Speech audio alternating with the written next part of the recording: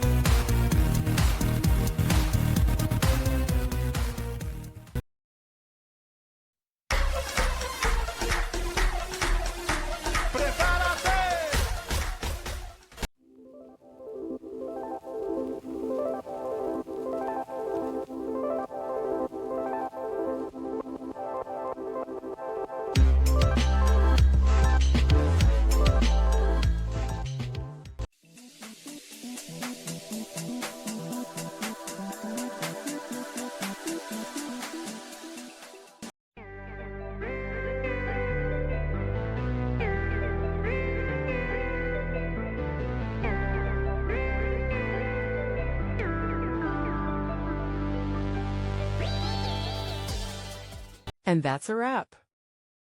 I hope you found the answer you were looking for. If you did, take a second to hit that subscribe button. It really helps out.